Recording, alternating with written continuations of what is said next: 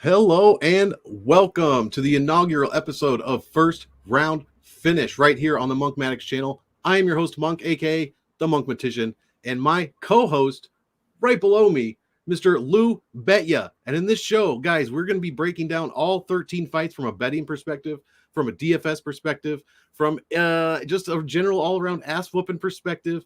Anything you want to know, we are going to get into. Lou, what do you say, bud? What do you got going on? What do you got? You excited for this brand new YouTube show? I am, and I'm excited to break down this card. I see a lot of finishes, a lot of excitement. It's like the great poet Sir Gregory Larson once said, it's not about the destination, it's about the friends we make along the way. And I see a lot of exciting things in this card. I know people have questioned this Soriano and Maximov being in the co-main event, but I actually think it's a really interesting fight from DFSN betting. But let's get into it, man. For sure, man. I totally agree. I love several matchups on this card. And as some of the viewers may know, I'm not picking any fights this year. My computer monk is picking all my fights, picking all of finishes or decisions, etc. This boy picked 6 dogs this week and 8 fights to finish inside the distance. This shit is going to be crazy. So it's already on the screen. Let's go ahead and get right into it, guys. Malcolm Gordon going against Dennis Bondar. First fight of the night. Real quick, flyweight fight. 5'7" is Gordon. Bondar 1 inch shorter, and he's got a 2 inch shorter reach. We got a switch stance fighter in Gordon and an orthodox fighter in Bondar. Bondar is just over 2 years younger than Malcolm Gordon. Gordon 13-5 professionally, but 1-2 in the UFC. So not off to a great start there. 16-3 professionally is Bondar. No UFC fights, no Dana White Contender Series fights, none of that. He is a finisher. 10 wins by submission, 4 wins by knockout. Only 4 fights went the distance. Gordon on the other side, 10 wins out of 13 have been finishes. I mean, what are you thinking from the gambling betting side of this fight, this first fight of the night there, Lou? So Gordon got me a win last time because Figueiredo is so bad. But Gordon, I mean, even he couldn't hold him down. And Gordon traditionally, he's just he's not impressive on the feet. He hasn't stopped a takedown yet. I mean, it's a small sample. It's 3 for 3, but I'm looking at Bondar's tape and his stand-up's pretty good, but his grappling is so smooth. And this guy is a submission hunter.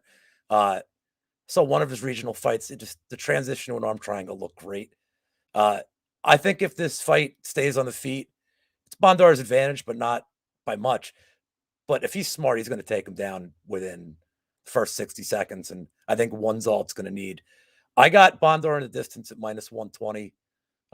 All these numbers are from DraftKings Sportsbook as recently as an hour ago. I have a bonus pick for the show. So at the end of this, I'm going to give away a 14 parlay that pays like plus 165,000 a one, easy one. And I like Bondar around 1 sub, like sticking with what I just said. If he gets a takedown early, he could wrap him up easily. The only thing I think that will prevent this bet from winning is a Bondar round 1 knockout if he does catch him on the feet. But the easiest path for him is going to be get him down, tie him up. I don't see Gordon having any resistance. What do you got for the DFS end? Yeah, man, I agree there. I'm thinking, I mean, Computer Monk picked this thing first round finish as well, or at least Bondar by finish. I'm thinking that it's first round. I could just echo a lot of what you said. Gordon not not looking the best. He only scores 80 DraftKings points when he wins. So if you're on the Gordon side, I mean, I know that's only 1 win in the UFC, but he's only scoring 2.8 raw DraftKings points per minute. He is under his average salary, but you're not getting much as far as value goes with those 2 losses. The winning salary probability here is basically 25% exactly for $7,100 price range. I don't think this is the week that the $7,100 salary gets it done.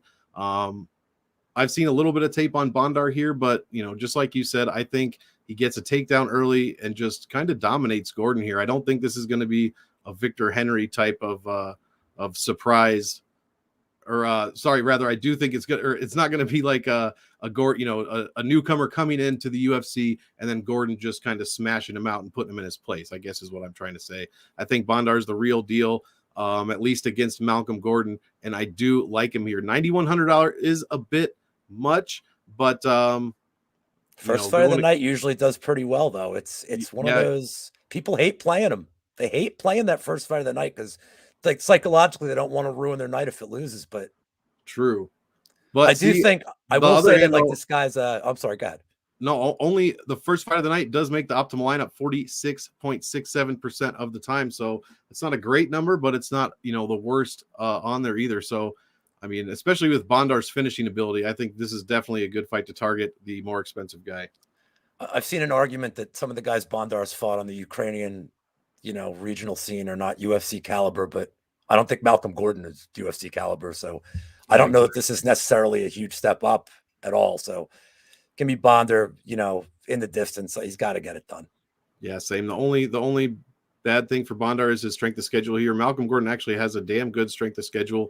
Anything above 70 here on these numbers, you're looking pretty good. He's at 77, 72.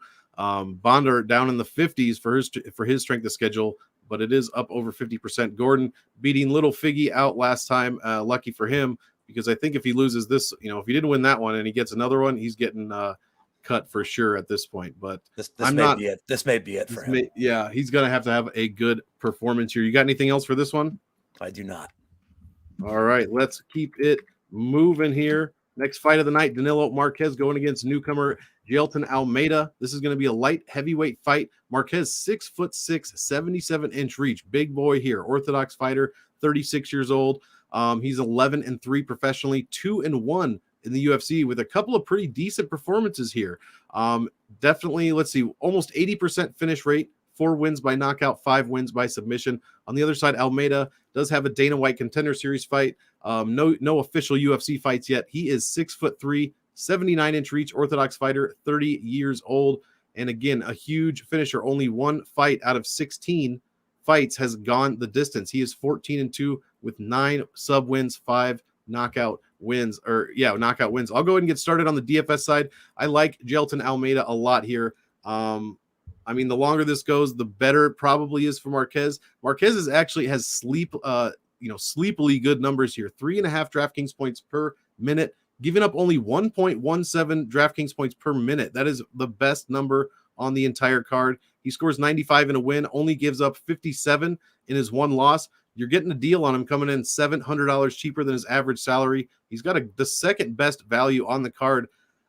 All these numbers are fantastic, but he is going against Gelton Almeida here. I know he's a newcomer. You can generally kind of fade those guys, but DFS guys do win at a 53% rate. Their first fight, their debut fight, coming off of that contract signing. So it is a little bit better a number than you might expect. These numbers aren't real for Almeida, these DraftKings numbers, because he didn't actually have a UFC fight. But if he did, he would have scored almost 94 points in that. I believe it was a second round sub over Nasruddinov. I think I'm just going to go with Almeida on this one. I'm not going to have hardly any exposure to Marquez, especially in the 20 maxes. I just don't see him getting it done. I think it's going to require some luck and Almeida to put himself in bad positions for Marquez to get this done. What do you think about this one, Lou? I'll start with Almeida. There's limited footage, from what we've seen, but his takedowns and his trips look really good. I mean, he's smooth. He's got a great submission game where he's not just hunting for submissions. He's throwing a lot of ground and pound in at the same time, which you always like to see. You can't protect everything. As far as Marquez, I just can't get his last fight out of my head. 10 minutes, he's just hugging Nchukwu. He's got him up against the cage. Yeah, he's hunting for chokes, trying to ride his back, but he wasn't doing any damage. And then the second they got separation, he got starched the third round, 20 seconds in. I don't see that he can control Almeida. And if he can't control him, he's not going to be better on the feet. And I like Almeida to take him out. This is 2 fights in a row. I guess I'm taking this, but I like Almeida by sub. It's plus 120 right now. I guess the reason, he could get a knockout.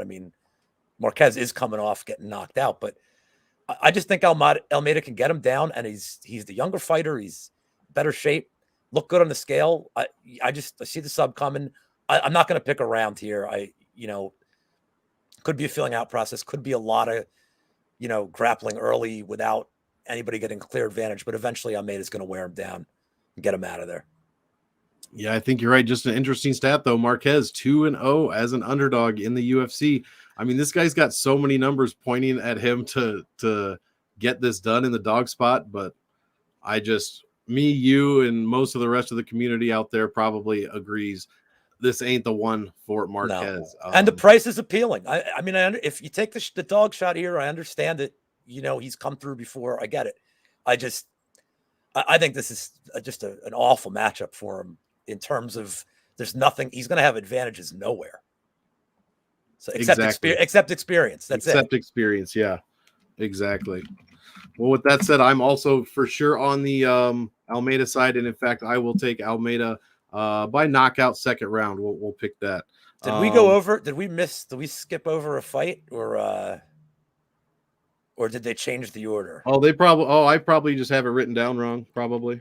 I'm waiting to get to our favorite argument. Sorry for the order thing, folks. I'll just check the ones we did. I know exactly where you want to go. Oh yeah, Jason Witt going against Philip Rowe. Yeah, my bad. I've had the wrong order down. This one is going to be a welterweight fight. 5'10" is Jason Witt, 70-inch reach orthodox fighter, 35 years old. He is 19-7 professionally, and 2-2 is the Vanilla Gorilla in the UFC. He has almost 70% of his wins coming by way of finish with 8 subs, 3 KOs. Philip Rowe on the other side, 6'3", so that is 5 inches taller than Witt, 10 inches more reach, and I think it's technically 10.5. Orthodox fighter, 31 years old. He is 8-3 professionally, 1-1 in the UFC. Over an 81% finish rate in his career with 4 sub wins, 4 sub losses. One more number before I throw it to you, Lou. This Chindex. Now, if you guys don't know, Chindex is the number I use to measure a fighter's chin, how many times they've been knocked down per punches taken, blah, blah, blah. You want this to be 0. This number is 2.78 for Jason Witt. Let me tell you, that is a large number. In fact, the worst on the card as far as fighters that are ranked. But Philip Rowe, not ranked on my spreadsheet because he only does not have 3 fights. His number is 2.17. So, Lou, both these guys coming in with chins the size of grapefruits. What do you expect? All right. Well, I got a Lou special on this one too, but it's a binary fight. I mean, it's pretty self-explanatory that it's going to happen one of 2 ways. We know Witt's going for takedowns. We know Witt wants. There's no way he wants any part on the feet. If he has success, Rowe could be in trouble. And Witt's not an amazing ground finisher. I mean, but he looked effective against Barberena for 2 rounds, and he still almost lost. He still almost got caught at the end of that. From a guy who I think is on the tail end of his career, maybe a lot of wear and tear on Barberena. I like Rowe. I like that he weathered the storm against Koske. I thought he showed a little bit of heart. They say every round starts on the feet. I think Witt, he's going to be hunting for takedowns the whole first round. I don't know if he's going to gas out, but he's going to be spending a lot of energy trying to get Rowe down. He may even get the takedown. He may keep him down till the end of the round. I think when the second round starts, Rowe is going to knock him into left field. All Rowe needs to do is hit him once or twice to get him out of there. Witt's proven. I mean, Semmelsberger, he's just waking up from Semmelsberger punch. And I think Rowe's, he's young. I mean, he's got good skills. He knows how to use his reach. That's the one thing I'm going to say about him that's good. If Witt can't get in there, this will not go to the second round. Rowe definitely has some power, but the way he put away Koske, I was really impressed. And I think he's going to get him out of there. I like him in the distance at plus 120. I have as a bonus pick. I like the Rowe round 2 KO at plus 700. It's more of, I will admit, this is a little more of a gut feeling than I have science behind it. But I do think the first round, especially when you get 2 guys that just their chins are shot, there tends to be a feeling out process because they know, they know they just have to avoid any kind of big shot early. And I think as they settle in, I think as Witt gets a takedown, they'll come out of their shell a little bit. I think Rowe gets them out of there. I have a feeling you don't agree with this take at all, though. Yeah, I'm on the Jason Witt side here for sure. Computer Monk picks Jason Witt like 55% of the time, so it is pretty close. But I believe it also did pick a finish here. Yeah, definitely did pick a finish. So From the DFS side, real quick, Jason Witt scores the highest amount of raw DraftKings points per minute on the card at an even 5 points per minute. He only gives up 3.14 for a DraftKings differential of 1.87. He's right about at his average salary. He's got a decent value. In his 2 wins, he's averaging 106.86 points. Fantastic. In his 2 losses, he is giving up 129.4 though. So, I mean, just, if you're in a Jason Witt fight, play both sides of it is kind of my advice here. Phil Rowe definitely doesn't score anywhere close to Witt on average, but he is right at about 100 points. He is getting outscored by a ton, gives up 4.6 points per minute, and he's $600 more than his average salary as well. Gives up over 100 points there. I like Witt from the odds side and from the DraftKings side. I'm going to have a ton of both of these guys probably, but definitely more Witt than Rowe, just because I just see Witt getting it done. No matter what, one of these guys is getting knocked out is kind of my read on the whole thing. I mean, the Brian Barberena fight was, definitely. He scored 108 points against Barberena in a 3-round decision. He landed 8 takedowns. I mean, if Philip Rowe's given up 2 takedowns apiece in his 2 fights in the UFC. Like you said, if Jason Witt's smart, he's going to go right for that. The other thing that interests me is apparently him and James Krause specifically picked Philip Rowe as an opponent. Ugh, so that's apparently terrifying. That's terrifying to hear. Yeah, they see something apparently in Rowe's game or lack thereof that they really like. So I'll be on both sides of this one for DraftKings, but I do like the Jason Witt side a little bit more. Plus a cheaper salary looks good to me. I do have both sides of this. I'm 100% exposed on this fight. One more thing about Witt before you move on is you're showing his opponent points against, and keep in mind that this is skewed a little bit because he has 2 sub 1 minute. He's been finished in the first minute twice. Mm-hmm. So there's the quick bonus goes into that too. I'm not saying that's a good look. I'm not saying his points against aren't bad or good, but 2 of those fights again, you get the extra 25. I mean, we have seen Uriah Hall win a fight like that without throwing a punch, and he got 100. He got 115 points for the win. I mean, Witt's what Witt did in the Barberena fight is probably more indicative of his strategy. I mean, he just ran into Semelsberger's face, but it's more indicative of what he's going to try to do. And if he's successful, whoever's going to win this, I think we agree, whoever wins is probably optimal. Probably, especially at that salary. I mean, because you're going to get, if somebody wins by finish, you're going to get a decently big score at a very low price. I mean, 8,400 for Philip Rowe, and he's the more expensive fighter. So. Yeah, I think you're getting triple digits easy here. I don't think if it goes past the second round, I'm going to be. I would offer to do a shoey, but I don't want any. No. Well, if it goes past the second round, my hair. I'll dye your hair. Yeah. If it goes past the second round, I'd definitely be on the Witt side just for all the takedown point possibilities. I think so too. For sure. So that's kind of what I'm expecting there. We will keep it moving. Next fight, I believe, Alexis Davis going against Julia Stoliarenko. This is going to be a women's bantamweight fight. Davis, 5'6", 68-inch reach, Orthodox fighter, 37 years old.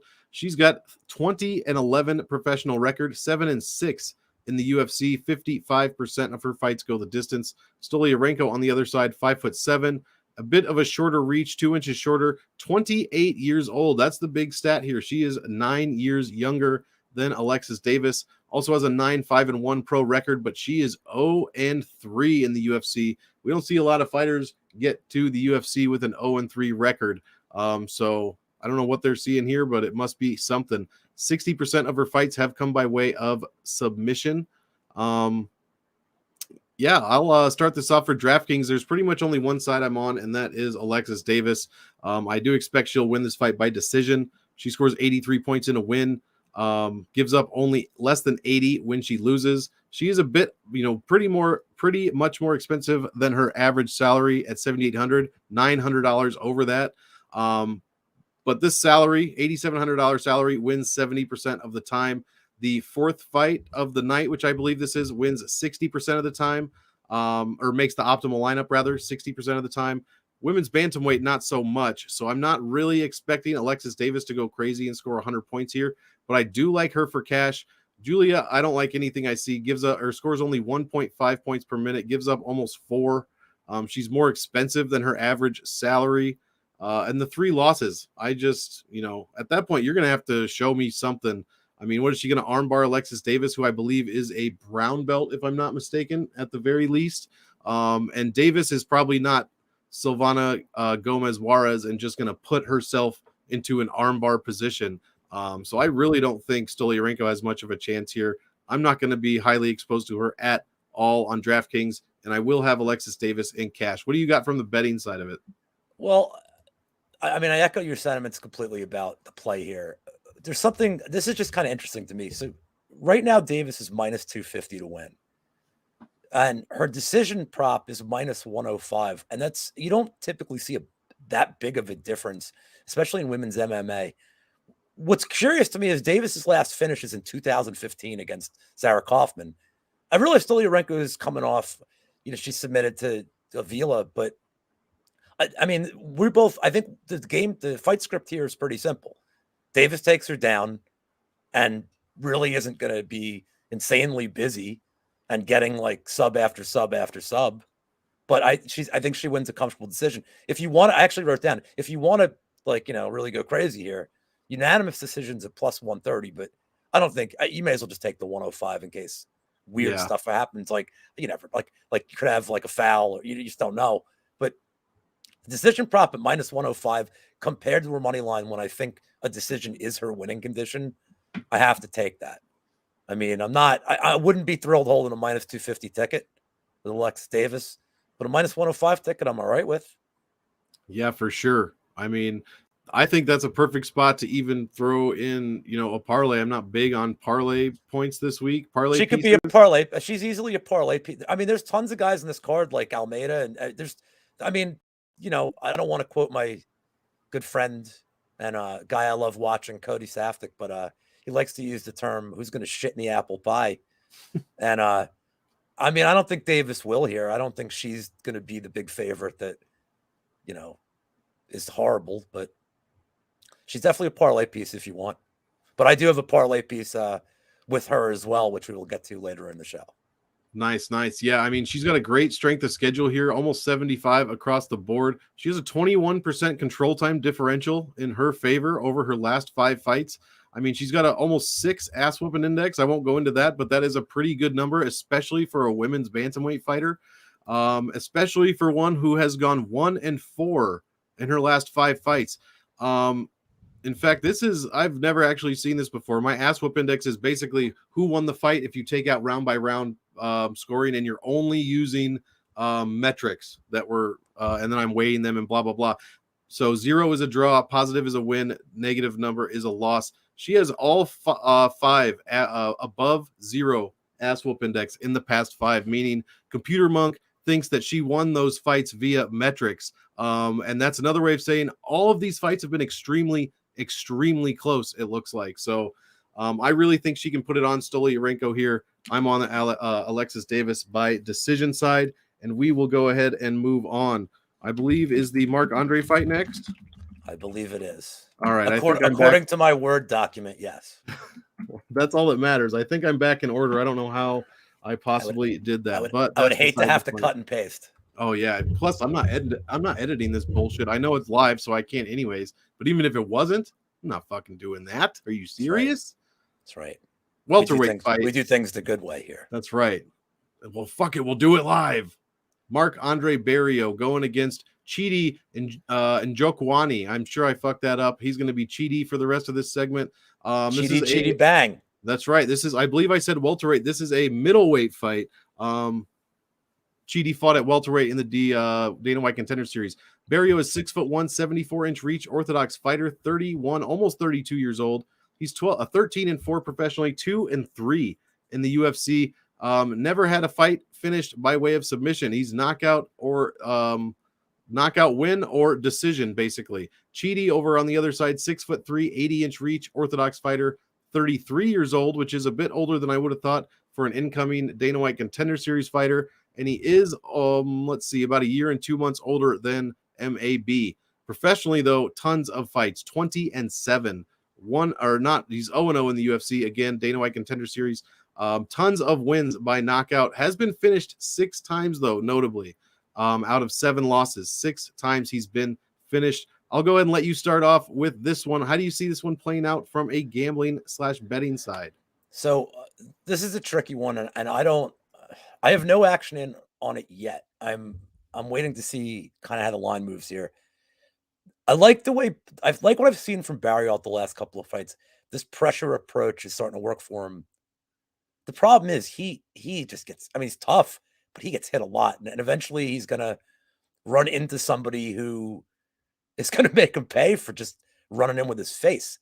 I mean, his cardio's held up. He's looked very strong.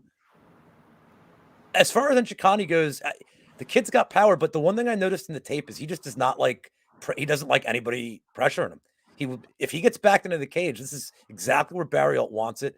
He's shown he can go 15 minutes at the exact same pace. You got another, and also, this is the betting angle of Nchikani's. He's making his debut off the Contender Series. Fighters, over the last year, this is not a good betting spot. The bright lights.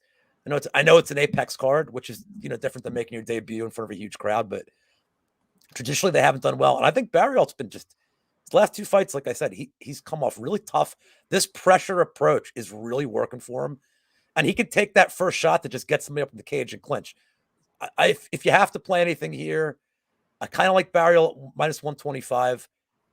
There's no other play I really see here. I can't get to the pay window, as Dusty Rhodes would have said, the pay window. I cannot get there on Nchikani. I kind of like Barrial. I feel like I probably have to pick at least one Canadian on this card, even though I'm from Philly. I just feel obligated with, as it's All-Star weekend in the NHL, I have to pick one Canadian. This would be the one I would probably lean toward, but I don't know. There's other places on this, other spots on this card to get your money in. What do you think for the DFS angle? Yeah, for sure. Just looking at that Chidi fight in Dana White Contender Series, he dominated that, man. 65 shots landed to 13. He did give up a takedown, but he got a knockdown, and then he controlled 59% to 6%. I mean, absolutely ridiculous. If that fight counted, he would have scored 112 points in DraftKings. So I know that's against, Mario Souza, who's not in the UFC where Chidi is. But anyways, I will move on to that. Whoops. I, of course, typed it in wrong, so I have to type it again. I really like Chidi. I'm picking Chidi here for the win, or at least Computer Monk is. As far as DraftKings, this is the closest one on the card, 8,200 to 8,000 for Chidi. Barrio does not generally score too many points per minute, but he ends up with very good scores. I mean, in his 2 wins, he's averaging 106 points per win. He's only given up 85 per loss, and I actually have him as the highest ceiling on the entire card at a possible 130 points here. He's only coming in 250 over his average salary. I don't really like him to make the optimal lineup here. I believe, let's see, Computer Monk is picking, a decision in this fight, regardless of who wins. So I don't really think it's going to be a very high-scoring affair. The weight class, the middleweight weight class, does make the optimal at 54.7% of the time since January 1st, 2021. That is the best rate out of all weight classes. The 5th fight, generally not so well, 42%. The winner makes it. And the salary odds at 8,200, not good either. Only wins 46% of the time. So it's not even a 50-50 coin flip here. And in fact, the $8,000 salary does win 50% of the time. Real quick, Chidi, if that fight did actually count, he would have scored 5.86 points a minute, giving up only 1.18. I'm excited to see what he can do against a guy like you said, who just steps forward and kind of breaks you down, almost kind of like a Sean Strickland striking kind of style, not, without the craziness and all. But I'm really excited for this. I'm going to be much more exposed to Chidi than Barrio. I just think even if Barrio wins, he's not going to put up a ton of points, even though my stat here says otherwise. What do you think about that? No, you think who do you like on DraftKings more? Well, traditionally with the 8,200, 8,000 fight, if you have a really good read, this is always like one of your better salary savers. True. It's such a close fight. I mean, again, I mentioned the comment about like guys coming on the Contender Series making their debuts, but it affects everybody. It's not a blanket stat. We have metrics, but it's really fighter to fighter. And he does have a lot more experience than the average guy that's coming off that show. Barrial is my kind of fighter in terms of that guy's going to fight for your money. Like he's I like those. I like grinders like that. I know like Wheezy and I like Jonathan Pierce and like Elkins and Billy Q is my guy. Yep. Like, and Barry Alt, like just the way he comes forward and like he's kill or be killed. I mean, it's funny. I say he's kill or be killed, but like he doesn't get finishes and he doesn't get finished. Like, so it's, I don't know if he's kill or be killed, but I like the style. And really, if this fight goes, once we get into like the later part of the second and third, the cardio comes into play, and Barry Alt's proven he has it. So Absolutely. I don't think I'm getting. There, like I said, there are better fights to bet on this card. Yep. But I might just sit back and watch it. Which is What I'm saying that, but I am a degenerate gambler. I'm sure I will. What is the fight goes the distance on this one? That is a great question. I can pull it up in 1 second. I would be scared to bet it with Cheaty in there. Because he does have some scary power. I had it yesterday. Okay, minus 141, but that was yesterday. It's fight goes to the distance on DraftKings doesn't go the distance is plus 120. Oh wow! So that's very interesting. No. Yeah, interesting for sure. That could be an angle to look at. I hadn't seen that. That's if you think Barry Alt can withstand it, I don't know that Barry Alt get him out of there. That could be an interesting betting angle here. It's going to be it's a scary betting angle. It's a terrifying betting angle, but one to consider. Yeah, and just that's never stopped us before. Am I right? Yeah. Next fight, we will keep it moving to a couple of I always want to say flyweight, featherweight fighters here in Hakeem Dawodu going against Michael Trezzano. Did we get confirmation? Did Trezzano cut his mullet, or was that Brendan Allen? Well, I don't know, but he was wearing a stupid cowboy hat today on the. Well, shit. He looked like an idiot on the on the scales, but he wore a cowboy hat on the scales. Yeah, he wore like a red, white, and blue. He must have been real on weight then. A real Merca cowboy hat on the scales. Nice. There we go. Dawodu coming in 5'8", 73-inch reach, Orthodox fighter, 30 years old, 12-2-1 professionally, 5-2 in the UFC. Only has one finish loss on his record. Michael Trezzano, 5'11", so 3-inch height advantage, but a 2-inch shorter reach than Hakeem. Orthodox fighter as well, 30 years old, so he's about 6 months younger than Dawodu. 9-1 professionally, 3-1 in the UFC. All three win. He's been an underdog in all 4 of his fights, and he's got 3 wins. So one of the best ROIs on the entire card. In fact, I think it is the actual best by percentages. Only been finished once by sub as well. I'll go in and start this one off from a DraftKings side. Dawodu 8,500. I don't like that salary for Dawodu. I think this fight has decision written all over it. He only scores 70 points when he wins. Trezzano only scores 63 points when he wins. I mean, less than 2.5 points a minute.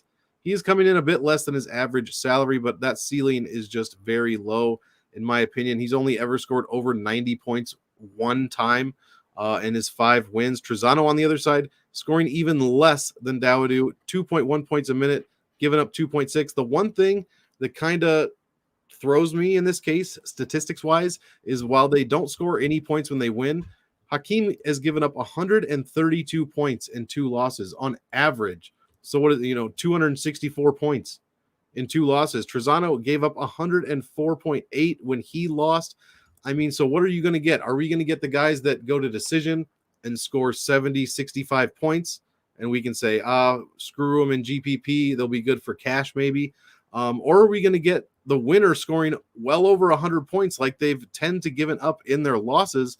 And are we going to have one of these guys make the optimal?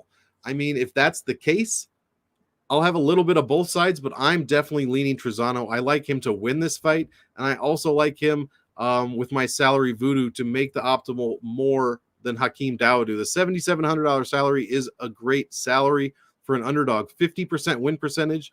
The winner or the 6th fight makes the optimal 55%. It's a great weight class. I like him to win the fight. I like that salary as far as probability goes. The $8,500 for Hakeem Dawodu, I just don't see it as far as DraftKings, man. I'm going to have low exposure to both of them, but more to Trezzano. How do you think this one plays out on your side of things? Well, specifically on my side of things, I'm probably going to get hammered during this fight. Yeah, because I feel like I could leave the room for a while. I feel like we've been waiting for Dawodu to break out for like forever, and the guy right. He just continues to put on uninspiring performances. He's not like insanely high pace. He's not high volume. And Trezzano's not much. I mean, each one of these guys has one finish each in the last 4.5 years. So I had mentioned I had another parlay piece here, and it was fight goes to distance. It's minus 200. Yeah. But it feels, it feels very safe. I don't see a finish here. I don't see it going. And as far as on your arm for DraftKings, I mean, it's not going to hit the ground. It's going to be a stand-up battle for 15 minutes. I've seen some. You could really make a weird play here, and bet either guy, like bet both guys to win by split decision, because it's you don't know how the optics are going to look. I mean, this could be like one of those 30-27, 27-30, Adelaide Bird specials where you just get some weird decision. I mean, you don't want to get too fancy. I was talking yesterday to somebody who is in this video who liked Trezzano decision at plus 330. And if you think the decision's going to happen. Yep. I mean, they're implying 66. It's going to happen like 99% of the time. This goes the distance. I like the 330. It's a great price.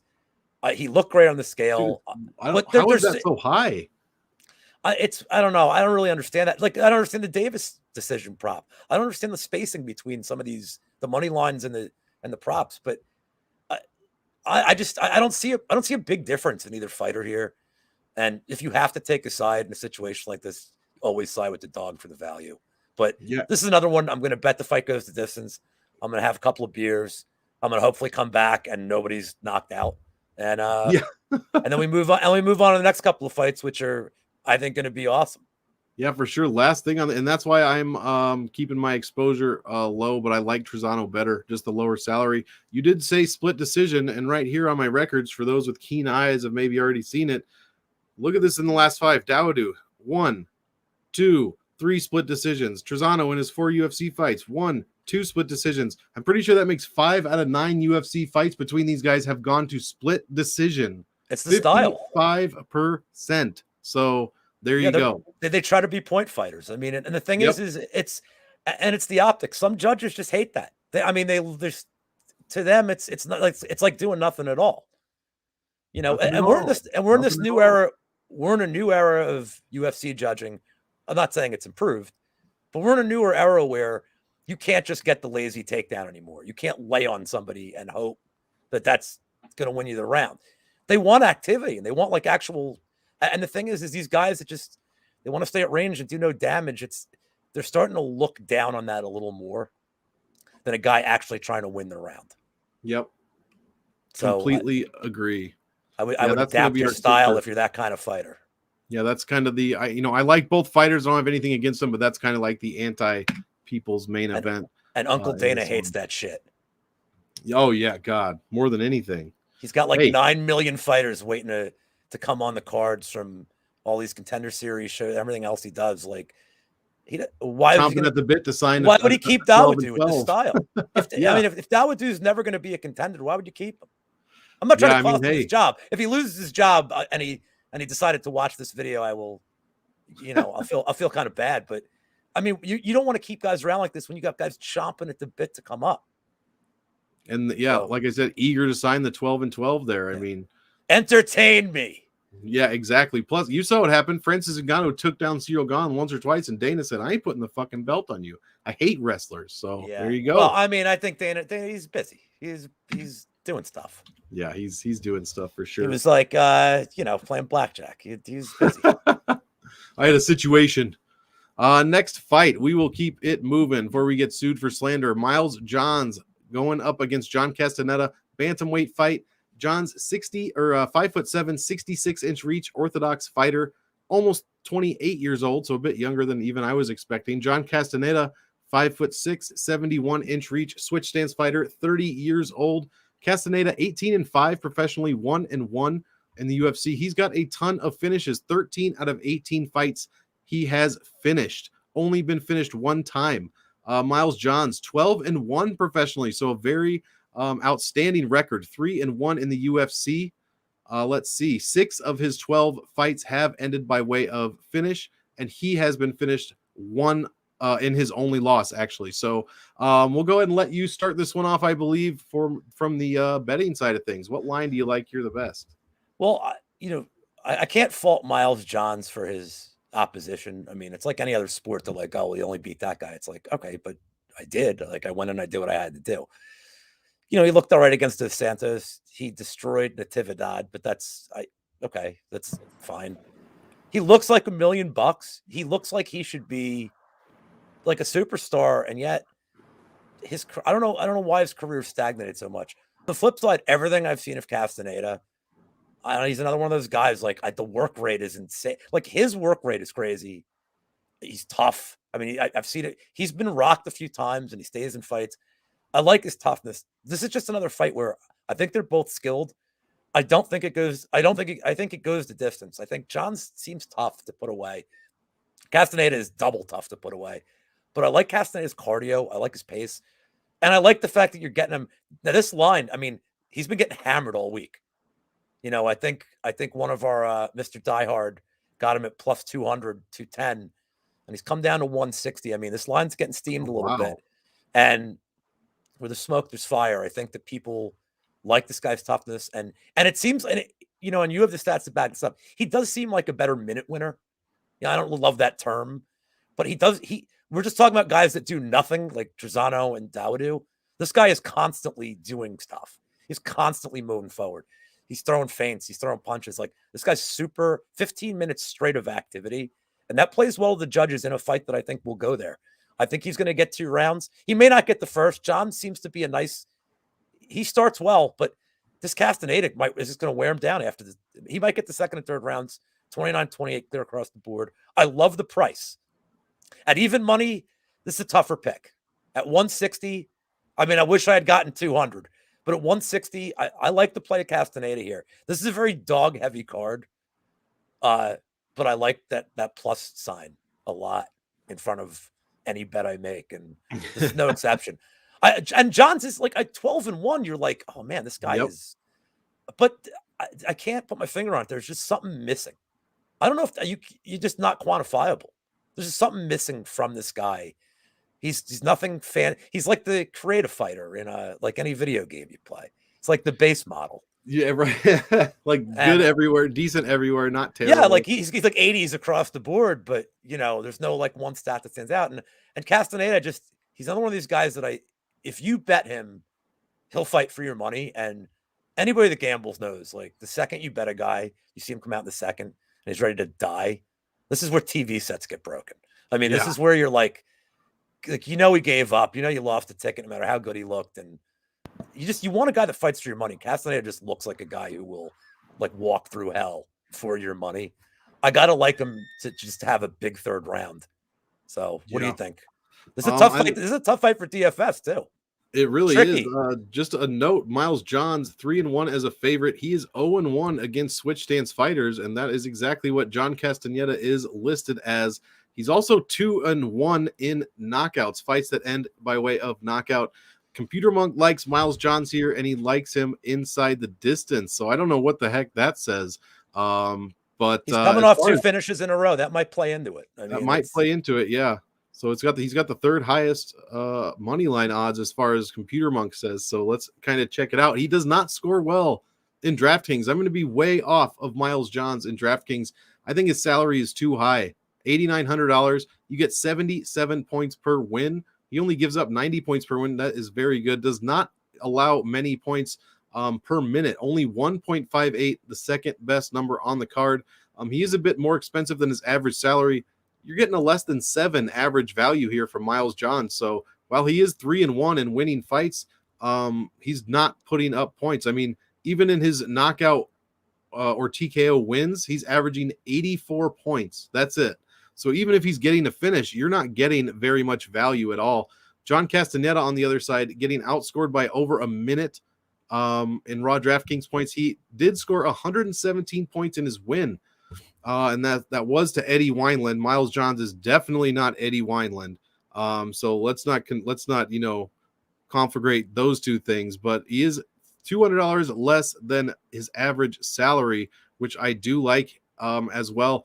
I'm gonna have a little bit of this fight. I honestly, gosh, and it's picking it to win inside the distance. I guess I'm going to have more Castaneda than Miles Johns in DraftKings, but it's not going to be by much. And I'm kind of just fading this fight in general. I know I said I'm picking it to finish inside the distance, but like I said, I think Miles Johns wins, and he's not scoring a ton of points when he wins. So I'll have a little bit, but I just, the stats do not like John Castaneda this week. I'll say that much. I miss when we used to get to root for Eddie Wineland. Yeah, that hasn't happened since before Sean O'Malley. I mean, I'm sure there were people rooting against Sean O'Malley. He was a fun guy to root. He was a very fun guy to root for. Yeah, well, he's gotten better at that with every fight. It seems like. Oh God, here we go. God, here we go. Here we go. That's right. We could have had our own show on this fight. Oh man, this one, a whole show dedicated to this. This one is baffling to me. Julian Rosa going against Steven Peterson. This is a featherweight fight. Julian Rosa, 6'1", 74-inch reach, southpaw fighter, 32 years old, 26-9, so a very extensive UFC or professional record. But he is only 4-5 in the UFC, and I just don't like to bet or play guys that have losing UFC records. He does have 23 out of 26 wins have finished by way of. I was going to say finished by way of finish, but he has finished 23 out of 26 wins. He's been knocked out 5 times out of his 9 losses, though. Peterson, 5'10", so a few inches shorter, few inches less of reach as well, 70 inches, orthodox fighter, 31 years old, 19-9 professionally, so, you know, right up there with experience pretty much, and 3-3 in the UFC, better than Erosa as far as a percentage goes. 13 out of 19 fights he has finished. And he's $7,000 going against 9,200. I'll start this off with DraftKings here. I am so far off Julian Rosa this week. I mean, I don't understand the salary. I don't understand Peterson's salary. I don't understand much of anything about this fight. Now, the one thing Rosa does have going on, 105 points per win in his 4 wins. But in his 5 losses, he's given up 105 as well. He's getting outscored by almost 1.2 points. He is $1,924 or $14 more than his average salary. Guys, almost $2,000 more than you have generally paid for Julian Rosa, and he only gives you a 7.3 value. Just absolute garbage numbers. Steven Peterson on the other side is outworking his opponents. He is cheaper than his average salary. He's giving you 1.5 points better value at 8.93, almost a 9 value over 6 fights. He only scores 91 when he wins, but only gives up 74 in a loss. He's got a great floor. The $7,000 salary is actually very good. It only wins 29% of the time, but the $9,200 salary has a less than 70% win percentage. So I think this is a complete, I'm not going to use the word mismatch. I think the balance is off on this fight. I think DraftKings chose to release salaries when the odds were, and I don't even know what the odds are now. Are they still crazy for Julian Rosa? Has any money come in on Peterson? Because I see this as a lopsided shit show. I'll cover. You want me to? I can get to the betting side if you want. Yeah, let's do that. Oh yeah, and hold on. I should mention, as Sergio, thank you for pointing out, Peterson did come in 4 pounds overweight. I believe Lou says he gave the flex at 149, which I love. He's a lock for me now. Let's go. So he does the amazing flex, and then like the guy weighing him just starts walking away, and he looks at him like, "What?"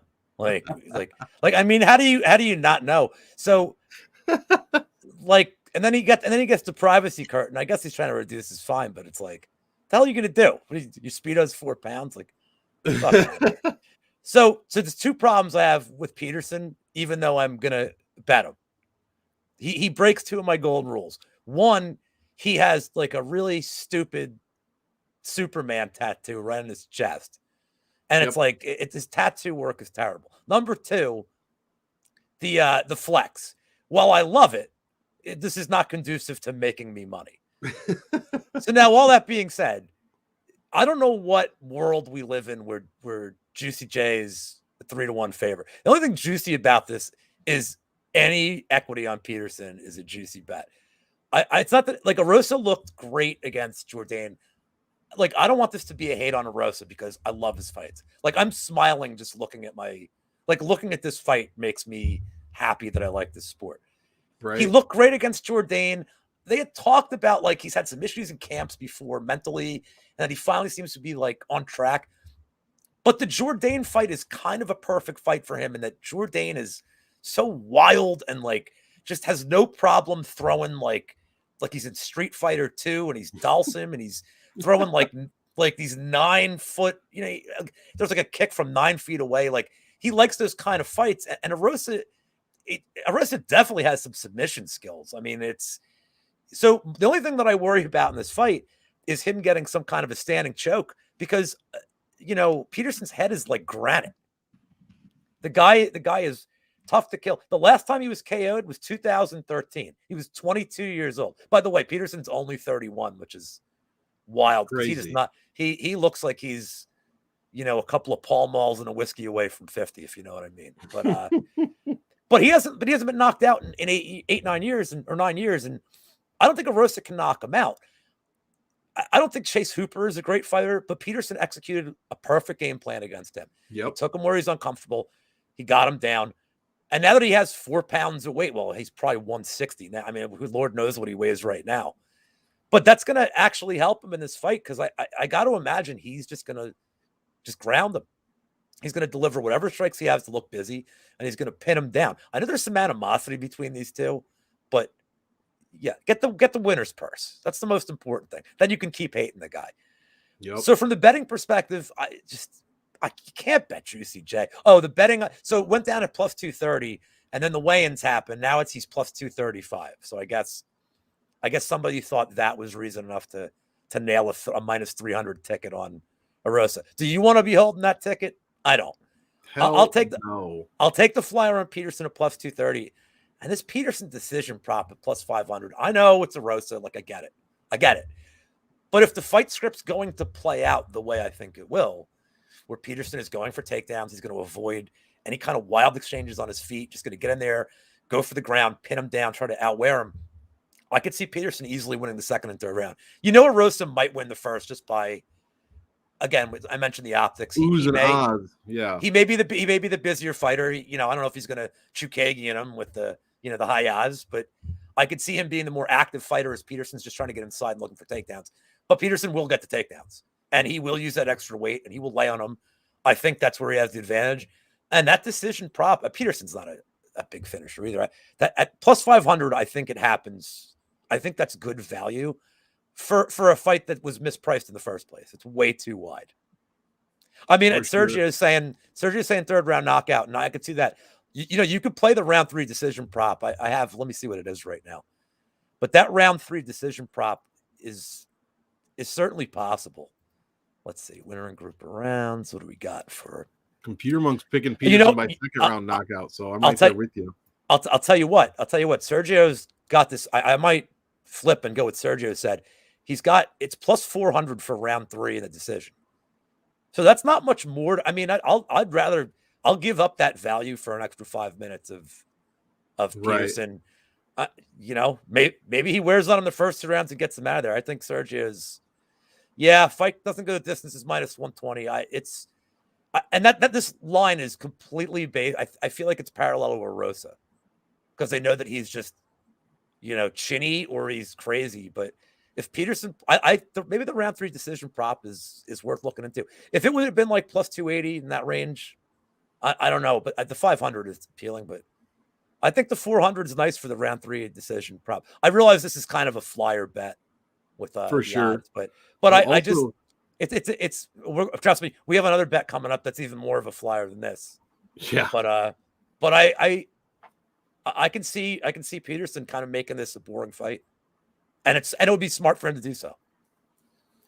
Julian Rosa has been an underdog in 8 of his 9 UFC fights. He's 0-1 as a betting favorite. Just a little tidbit there for anyone wondering. Was that the fight night with Dillashaw and Sandhagen that he was a favorite?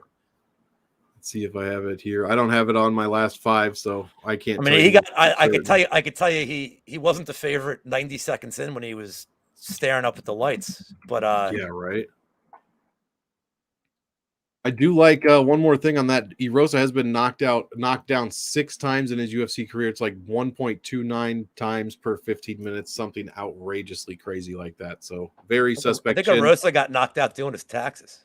Yeah, yeah. He Just found out how fell much he over. wasn't getting back, and he just went to sleep. Let's see here. Next fight, Bryant battle going against Treyshawn Gore. This is a run back of the, I believe, finale or Supposed to co-main. be. Was Yeah, supposed that to be the was supposed to finale, and happen. Gore got hurt. Yeah, for sure. So let's see. Middleweight fight battle. 6'1", 77-inch reach Orthodox fighter, 27 years old, 6-1 professionally, 1-0 in the UFC, in which he looked not great until he pulled off the submission at the end. 5 wins by finish, 4 by submission there for Mr. Battle. Treyshawn Gore on the other side, 6 feet tall, 75-inch reach, switch stance fighter, same age as Battle, only 3 professional fights. He has 2 finishes there. I'll start this one just because it's going to be quick as far as DraftKings go. I'm going to be on the Battle side. I don't know much about Treyshawn Gore, but if you scroll down to his strength of schedule, his 3 fights, his opponents' records are 1-6. 1-6. He has the worst strength of schedule I've ever seen. That doesn't include his fights in the house, right? No, correct. No. Okay. Well, anything that is a professional fight Right. that counts as a professional fight according to Tapology is in there. So just not a lot of experience either way. I mean, 3 pro fights, nothing crazy there. Brian Battle 7,900. I think we're getting a great deal on Battle. He did score 97 in his win. He gave up over 5 points a minute though. That is very worrisome. He's $700 cheaper than the last time he fought. Let's see. Like I said, he scored decently well.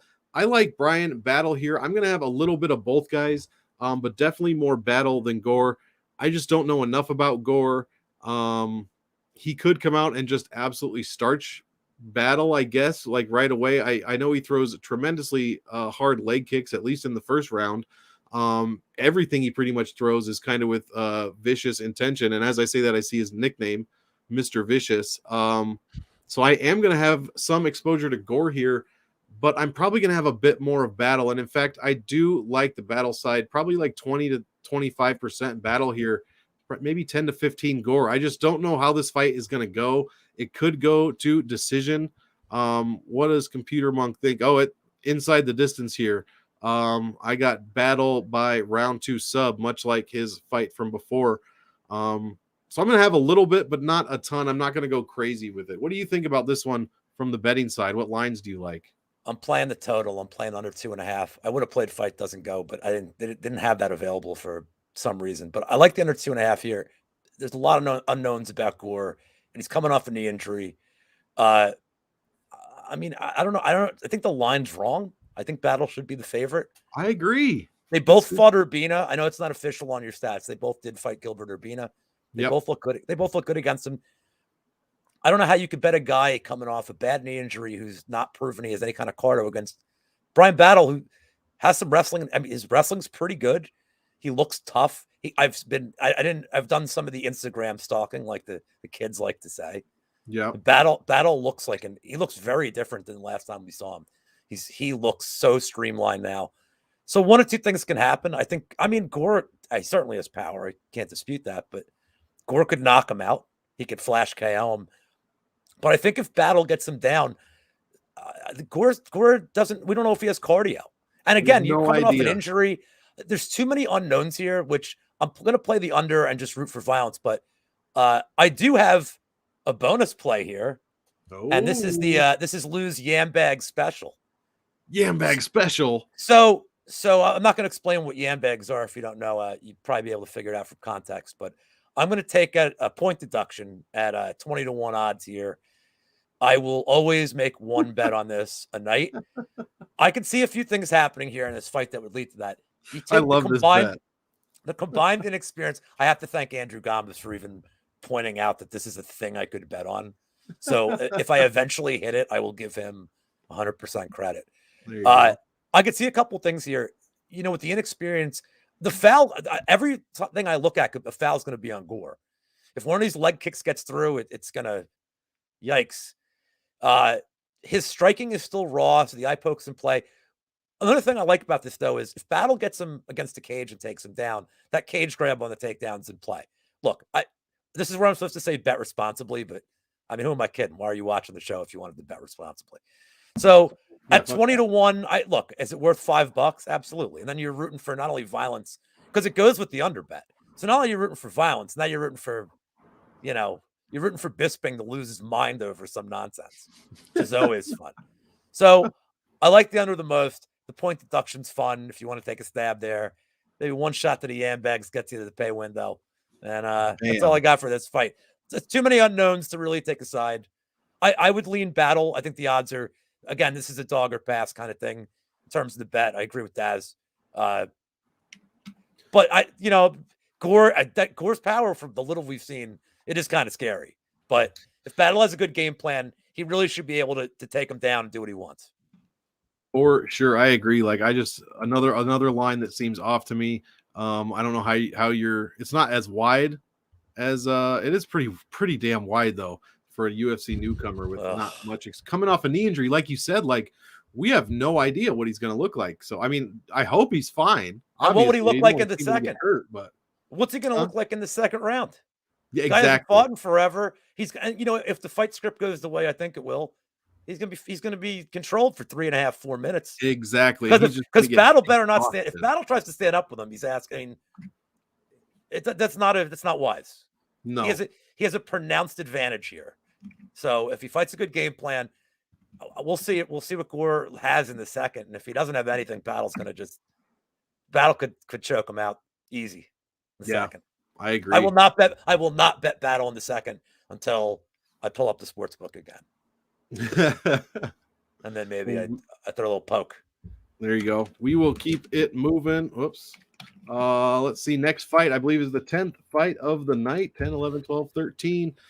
Sam Alvey going against late replacement Brendan Allen. He was supposed to fight Phil Hawes, but Phil Hawes, I believe, had to pull out with an injury of some kind. So Alvey is fighting Allen at light heavyweight, not middleweight. Alvey, 6'2", 75-inch reach, southpaw stance, 35 years old. He is 33, 16-1, 10, 11-1 in the UFC. My goodness, can you believe it? 22 of 33 wins coming by way of finish.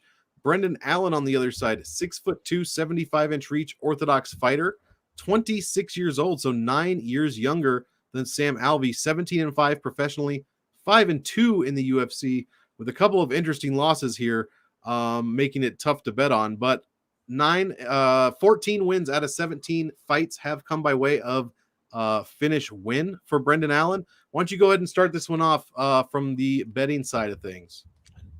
All I wrote for my notes was no. I will not be betting this fight. So in one corner, you have a -400 favorite or whatever he is. He's over 400. He's traditionally got some of the worst fight IQ I've ever seen in my life. I don't know. This is going to lead me to wonder if Punahele Soriano is terrible because I mean, it worked out for him, but the fight IQ was terrible. He also is coming off just absolutely brutally getting knocked to sleep by the action man, Chris Curtis. Yeah. The internet darling, Chris Curtis. And I don't know. And not only that, but I mean, it's a short week. Now he looked good today. And it obviously looked like he's been staying in that weight range for fights, but it's still short notice. And on the other hand, Sam Alvey's last win is against Gian Villante. Yep. So, I mean, I don't have to add anything to that. Like, that's his last win. I think Reagan was the president. I mean, for all you old heads like me, if Alvey threw more than, actually, this is literally my one note on this. If Alvey's volume was more than 2 punches per round, I would take a flyer on him because I think he's still got power. It's the last thing to go. And again, you got Allen coming off just getting crushed. It takes about 6 months to really recover from a brutal knockout like that. This is 2 months ago. So he could get touched and be done. You don't know how the chin doesn't recover that quick. But we know Alvey's gonna just slowly back away. He's gonna back into the cage. He's gonna back into the cage. He's gonna do nothing. He's gonna also, I realized that last time Alvey fought, there were multiple eye pokes. This could have easily been the Yambag special. But I mean, you can't take Allen. I think Allen's gonna win. You can't take him at -400.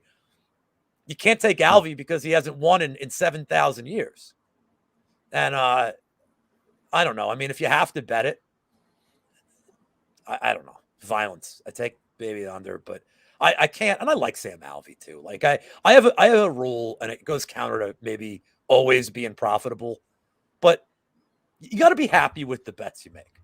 And if you like a guy, like I like Darren Elkins, I thought Cub was going to beat him, but I can't bet him. Like I gotta like my guy. And here's look at DFS. It's Alvey KO. I mean, you know what the funny thing is we talk about winning conditions. That's his only winning condition. Right. He's not winning a decision with his volume. Like there's no chance for him to win with his volume. Unless they think every punch counts as like 73 punches. He's not winning with volume. His only chance to get him out of there. The problem is as he's getting older, he's had less of a tendency to want to engage at all. I mean, even Turman poked him in the eye twice, and he wasn't even like, all right, let's go. Like he kind of just said, all right, like, you know, I'm happy to be here. And I just, he couldn't believe he didn't win the round. It's like, well, dude, you don't throw any punches. Yeah. You didn't do anything. So I mean, like if you have to bet it, like sure you take a shot at Alvey because again, he didn't get knocked out his last fight. Brendan Allen did. Yep. But I don't, and Power's left in the go. But man, I'm just going to watch this one and root for Alvey. You know what? So what do you think? I don't think there's any way you can get to Allen in a lineup. But what do you think about Alvey at like is he the lowest or is Marquez the lowest? You gotta be close. He's second lowest. Marquez is the lowest. Man, chat is going crazy here for. Well, we all love that. Well, come on, man. We're fight fans. We love Alvey. You gotta love Alvey. Yeah, I'm not gonna have hardly any Brendan Allen here. I mean, he could come out and he could finish Alvey, I guess, but probably not. I mean, Alvey's only been finished 5 times out of 16 losses. I know he's getting older, getting up there, but I mean, Allen just did not look good when he was losing those fights, man. I like 3 guys more in the $9,000 range than Brendan Allen, and 2 of them are cheaper. So I'm not going to have a ton of Allen. I guess I will have some Alvey, probably, in a 20 max, maybe like 2 or 3 lineups, maybe a couple more depending on my salary needs, but I would definitely have him in there probably at a higher exposure than Brendan Allen, 9,300. I mean, I didn't like the Hawes. I just don't like this fight. I just don't. I don't know what to expect. End well. That's the problem. It's not going to end well. It may not end well. No one's going to be happy. It's like when your parents say, like, all right, if you do this thing, like, no one's going to be happy here. And that's how I feel with this fight. So like I said, I'll have a little bit of Alvey, maybe one lineup with Allen in it just for fun, I guess. But other than that, yeah, I like this to go to decision for sure. Now Alvey's actually, Computer Monk says inside the distance, but I don't know. I kind of like this to go to decision. We'll have to see. You can ignore those chats that I made. I couldn't believe that I didn't even bother to think that I could do that. We will go on to the next fight of. Wait, am I skipping one? No. Nope. Oh well. While Daz is making that comment, this is a good time to tell you guys so this is while we're just starting up the Friday content. There is something else in the works between myself, Monk, and 2 other people in the community that shall remain nameless for the moment. But I'm a programmer. I'm an IT guy, and we're cooking up something like very, very unique. That's going to be kind of like a one-stop shop with a lot of data, a lot of advice, a lot of content. Like it's something that's, I'm a member of the content community first and foremost. So I'm kind of building something in mind for that I think people will really want to use. And I'm somehow remembering how to be a good programmer all over again. So things are kind of working out all right.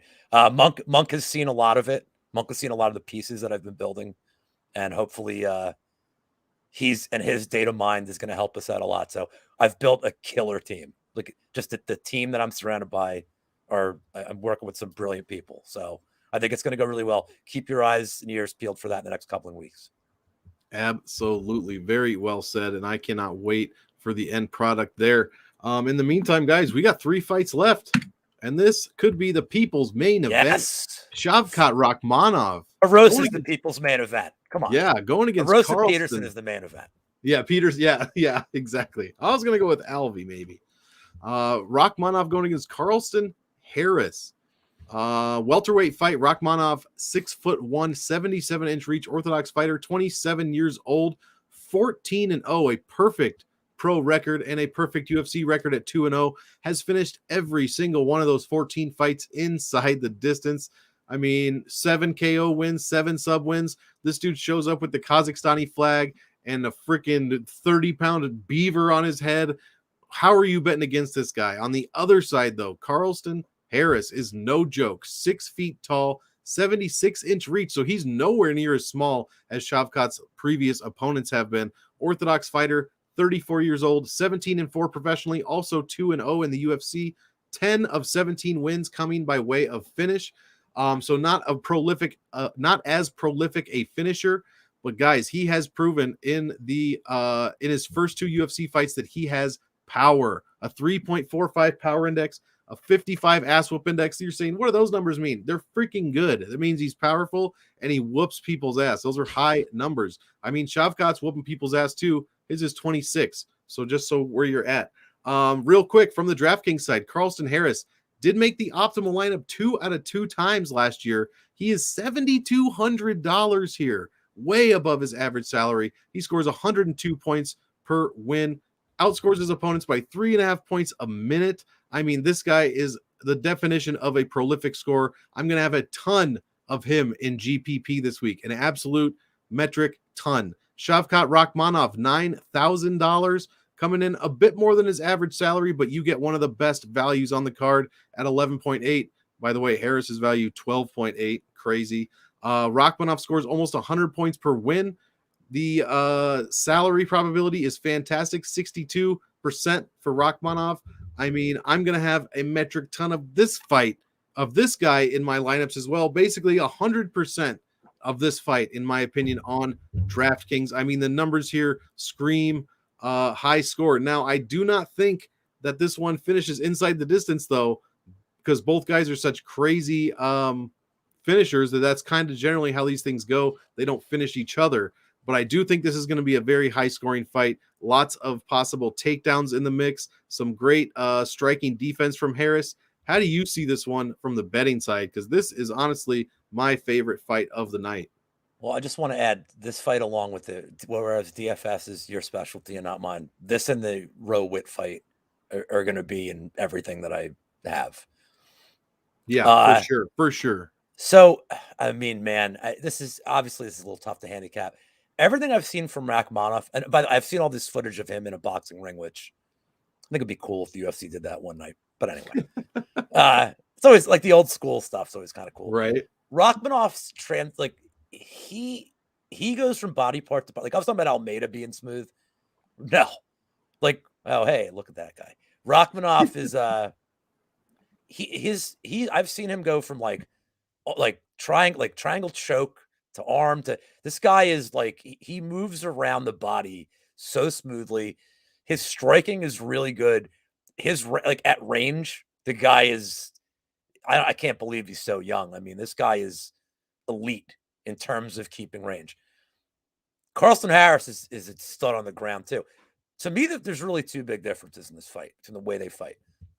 Harris throws a lot more looping punches. Like he's not as technical on the jab, but those looping punches land and you got problems. The other thing is that Harris does like to pressure more. Shavkat likes to stay on the outside. I mean, he can hurt you with his jab. His jab is powerful. Like he does not need to reach in. This is going to be such an interesting fight. So here comes the crazy pick. I'm not just taking Carlston Harris. Carlston Harris by decision is plus 700. And in talking to you and a couple of the other of the fact team here, the one thing that I see in this fight is the first round might be strangely boring because they have to be so wary of each other. Yep, for sure. It might not be anything on the ground. It might be a stand-up affair. I don't know. I mean, Harris, I think it was a Christian Aguilera he faced. He just bull rushed them. I don't think Harris is good. Harris can't. He seems like he's a heady fighter. There's no way he's rushing into Shavkat here. And this may take a while to develop. This may be a slow burn. And that first round may come down to I have reasoning between the decision. It's just it's hard to root for a decision ever. But if that first round is kind of a feeling out process, Harris is going to be the one going forward. He's going to be the one trying the pressure, trying the looping shots.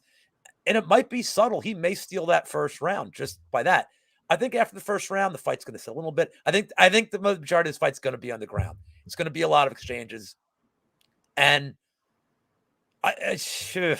you got to side with the dog price here. I think Rakhmonov is a future title contender. I don't think he gets by Harris yet. I could actually see this fight happening 2-3 years from now again, because I think Harris is that good. I think he's that well-rounded. I think they're both well-rounded. Harris just seems to have a killer instinct. He has the bombs, but I think this fight's going to be on the ground, the second and third round, and Harris is going to steal that first one with just a couple with the pressure. Harris at 190. Don't be greedy. 190 is great. The plus 700 is in my, my parlay. It's going to be a little later, and I think it's worth a couple of shekels.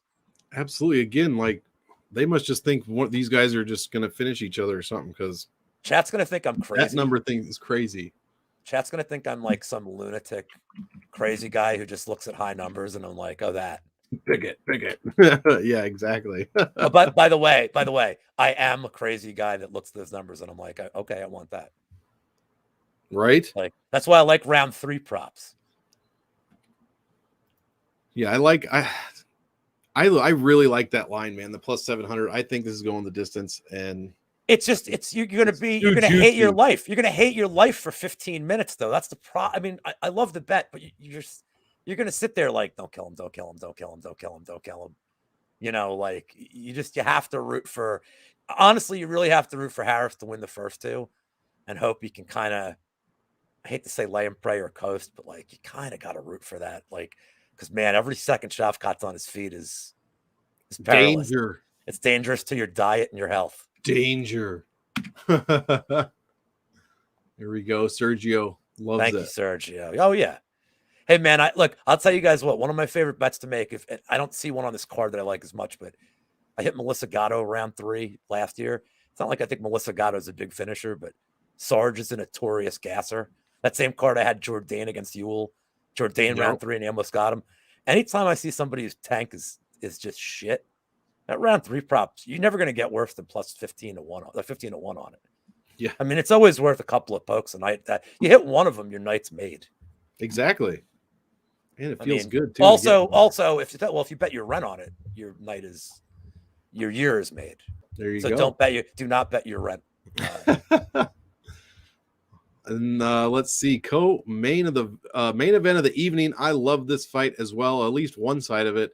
Soriano going against Nick Maximov. Punahele, 5'11", 72-inch reach, southpaw, 29 years old. He is 8-1 professionally, 2-1 in the UFC.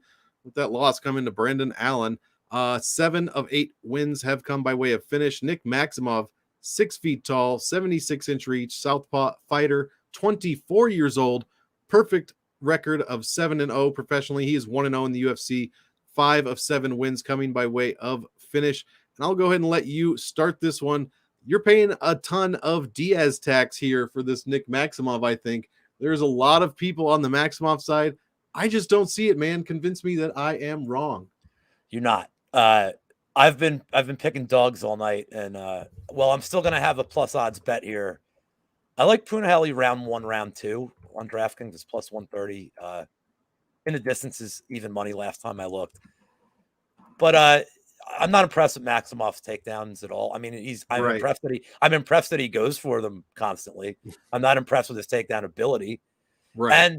And Punahele, everything I've heard, every single fight that he has, they're like, he's got wrestling in his back pocket. Now, I looked it up. He's a Division III wrestler, not champion.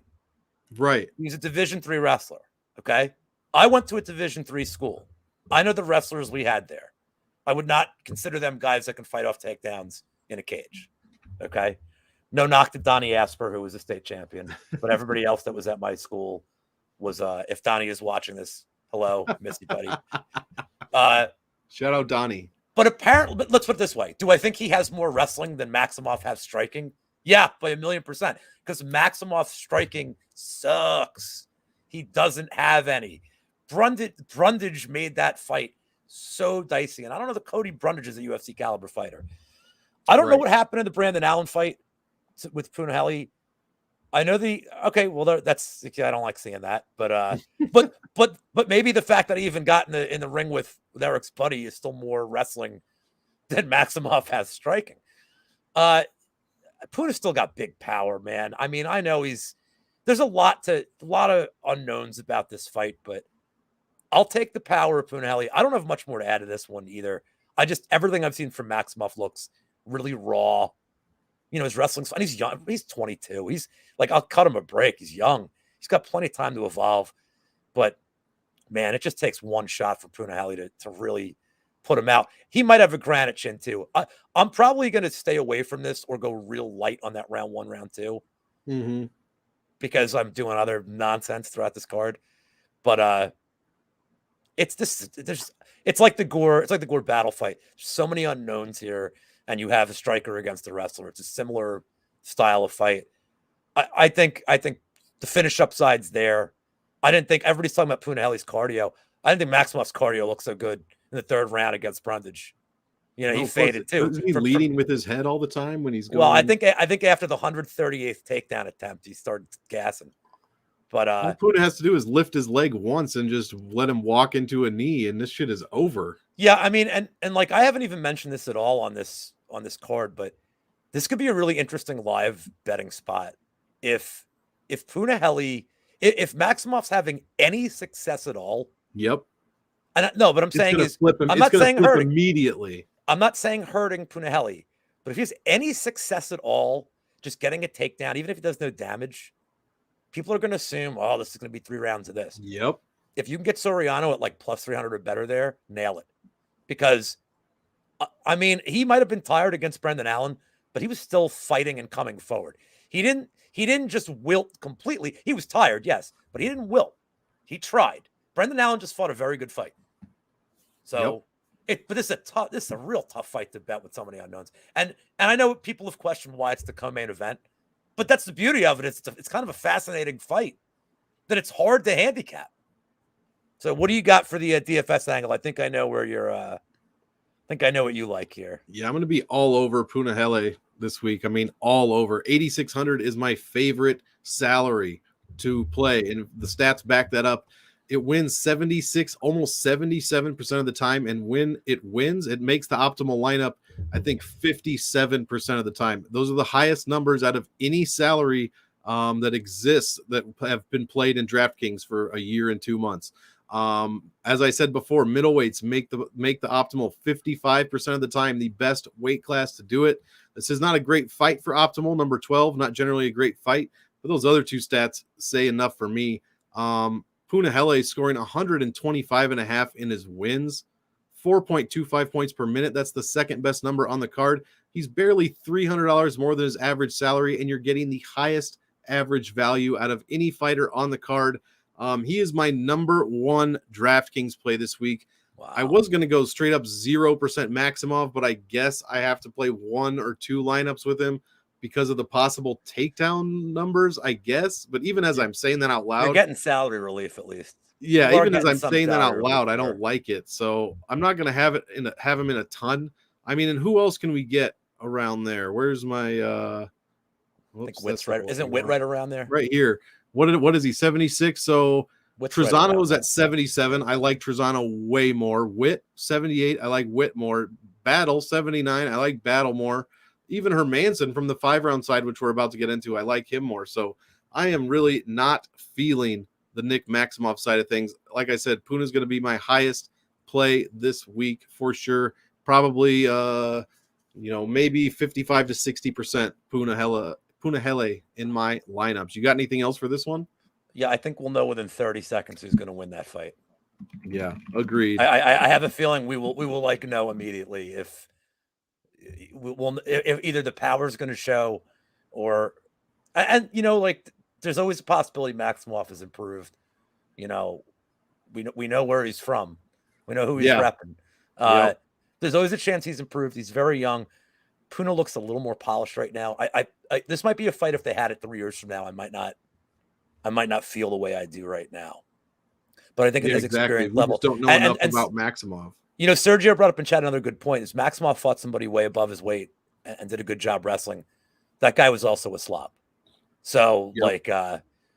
But it's 30 pounds, 30 pounds. And one more thing to your point, the only time the second to last fight does score well is if it involves Fat Jake Collier and Chase Sherman. Yeah, and exactly. Then it scores 187 points.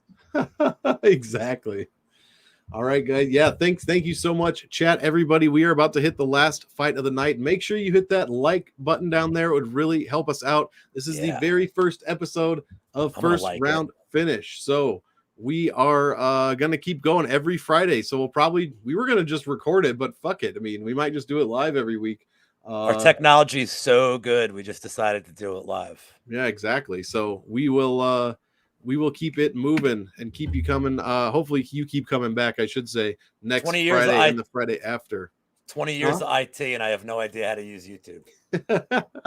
Main event of the evening, guys. We did it. Sean Strickland going against Jack Hermansson. Strickland, 6'1", 76-inch reach, Orthodox fighter, almost 31 years old, 24-3 professionally. He is 11-3 in the UFC, 14 of 24 wins coming by way of finish. Hermansson on the other side, 6'1", 77-inch reach, Orthodox fighter, 33 years old, 22-6 professionally, 9-4 in the UFC, 17 out of 22 wins by finish. Guys, you got to play your 5-round fighters in DraftKings. You have to. I'm sure you heard me say it this week, but if you didn't, 73% of the 5-round fighters, when there's at least one or no more than one on the card, 73% of the times those go to the optimal lineup. So you got to play them. I don't really like the salaries this week, but I'm going to be all over the Strickland side. $8,800. You get a decent DraftKings points per win, and that is mostly 3-round fights. He is barely over his average salary. You get a great value, 4th highest on the card. The one thing that stood out to me, when Strickland beat up Uriah Hall, that was his 1 5-round fight. He scored 144 points in a decision in that one. On the other side, Hermansson put up 138 points in one of his 5-round fights against Jacare Souza when it went to decision. Bottom line is, I really like this fight for DraftKings, but I'm going to have substantially more Strickland than Hermansson. I mean, Hermansson does score well, 106, almost 107 points per win, gives up a ton at 103. He is outscoring his opponents. In fact, both of these guys about the same differential and close to the same value. I just think whoever wins this one is going to put up a lot of points. If it's Strickland, it's going to be a ton of striking points. He even lands some takedowns here and there, scoring just under half a DraftKings point per minute when it comes to takedowns. Hermansson is going to go for those takedowns more often, but I know we haven't seen it since Sean's moved up to middleweight, but I don't think that Hermansson is going to be able to take Sean down. I mean, I guess we'll see. If he can't, Jack's going to be in for a very long night here. And I just see Sean Strickland wearing him down with punches, 1-2s, just walking him down and really scoring a crap load of points here in a decision win. What do you think? Well, all right. First and foremost, do you have a friend like Sean Strickland? Because I do. Yeah, I used to. Probably don't hang out with him anymore for the better. Yeah, that's the guy I take to the bar, and he gets us kicked out 10 minutes in. But that's also a guy that nobody wants to. You never want to mess with him. I don't know if Usman could go 2 of 8 in takedowns against Strickland. I don't know what the hell Hermansson thinks he's going to do. Yeah, I know Hermansson's getting some little underdog love this week, and I understand that he's a gamer, but Strickland's cardio. He's like when you turn the cheat code off in a video game where stamina is no longer a thing that the game represents. That's how Strickland fights. And he proved he could do it for 25 minutes. His pace is insane. And I think part of it is he's just batshit insane. It's like he just outthinks his body. He's like, nope, I'm just going to keep going. Keep going. Hermansson, outside of like a 1st-round sub by, as they get sweatier, the takedowns are going to get harder and harder for him to get. Hermansson's cardio is not completely. Strickland has a huge cardio advantage here. Oh, big time. He has a huge output advantage. And the big thing I think we talked about before is, for Hermansson to get these takedowns, He's got to walk up close. He's going to have to walk through 2 or 3 shots. And I don't know that he can. I mean, I know I've seen a lot of people saying Strickland by decision, and I understand that, but man, Strickland's going to hit him 200 times. Yep. I mean, if Hermansson gasses himself trying takedown after takedown, I could see him right for the picking. I'm taking Strickland. He's a parlay piece for me. I hate ending the night with such a boring, chalky pick after I'm like, oh, this one's plus so many 700. dogs though. It's so okay I kind of hate taking a minus 210 here, but I think he's a good parlay piece. He's not the apple pie shitter, as Cody would say. I think he's going to come in. I think it's going to be volume. I don't think Hermansson's going to land 1 takedown. No. I think it's going to be 5 rounds of him being like, what the hell do I have to do to like even get on his leg? I think Strickland, I think a lot of people, I agree. This is no Kelvin Gastelum here. No. And we look at Strickland, you look at Strickland like people think he's kind of like, it's a joke. He's a gimmick fighter. Not that it's not his fighting style, his gimmick itself. And I think that distracts from the fact that this guy is an incredibly gifted striker. Oh yeah. And his takedown defense, again, people, we don't know. It's like, well, people are terrified. I mean, and the Usman fight was a while ago, but man, like that's a hell of a marker to have. It's to stuff that guy's takedowns. All he was doing was wrestling. He hadn't even been really. Usman didn't even attempt strikes. No, he didn't even attempt strikes back then. Mm-hmm. I like Strickland. And as far as for your end for DFS, I think the price is for a fight that I think has a definitive path and a ceiling. I mean, what do you think what's his floor? I mean, forget about like the first round. What's his floor in a win? In a decision win, not great floor? Actually. 5.2. No, they both have pretty low floors. I think in their losses. In a Strickland win. Oh, in a Strickland win. Oh, what's dude, it's floor? like 60. It's like 60. In the last in a 5-round fight? Really? No, he's only had 1 5-round fight, and he scored 144 points. I mean, I would think in a win, I think the worst he could do here is 90, 100 points with his volume. And I'm sorry, I misunderstood what you were saying. Yeah, absolutely. I think it's especially because if he finishes the fight, which I think he will do late, like 4th or 5th round, you're not getting tons of 50. You're not getting tons of bonus points, but at that point, he's going to have put up so much volume that you're making up for it there. So I really think, honestly, you're no matter what round this gets finished, like you said, over 100 points is what I'm. You get the 10 for the knockdown easily there too. I mean, you're going to get. Yep. Yeah, I mean, I think people forget that, because I know like DraftKings, they really catered their system to favor wrestlers. Yeah. But you don't just get the knockout. You don't just get the finish bonus. You get the more often than not. I realize you could get a guy up against the cage and that'll be that, but more often than not, you're getting the 10 extra for the knockdown. Or in the case of Matt Frivola, you get 70 for just letting the guy up, and talk about a slate buster. If you didn't have Matt Frivola, you didn't fucking make a dime, probably. Can I give away the crazy parlay? Yeah, let's do it. We covered all 13 fights, guys. Gave some good lines, some good bets, some good DFS advice. Let's go ahead and give out the 4. What is it? The 4. You go ahead and tell them. The crazy, sweaty pick of the week. Picks of the week. So let's see. I'm just recalculating. There we go. So, I said I wasn't going to say this, but the hell of it now. So, I have a 14 parlay. If you bet $6.06, you win $10,000. Now, if you have $6.06, you could also go get hand stuff in the Holland Tunnel. But you might run the risk of coming home with something you don't want. In this case, you're going to lose the $6, one way or the other. Maybe you get $10,000. You're not getting it in the Holland Tunnel. That much I know. So, I mean, I've heard. My lawyer is not present. So, Bondar round 1 submission plus 330. Phil Rowe round 2 KO plus 700. Steven Peterson decision plus 500. Carlston Harris decision plus 700. Those 4 teamers pay. Wait. What was the first one? Dennis Bondar submission round 1. Oh, okay. Sorry, I misunderstood. All right. I may have said, maybe I didn't say the round 1. Those 4 pay at plus 165,020 odds. A $6.06 bet returns $10,006.27. You could do I love my round robins, especially for something like this. throw a $10 round robin in, which is a $1 bet for all the 2-teamer combinations, one for the 3-teamers. If 2 of them hit, I mean, depending on which ones, you're looking good. But I mean, $6. What is that? It's not even a pack of smokes. It's not even these days. It's not even a delicious craft beer in soda sopa.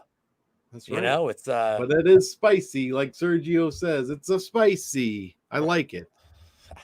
So I guess that's it on my end, man. I'm glad we had some people hanging out. Yeah, I don't know how much did you pay them?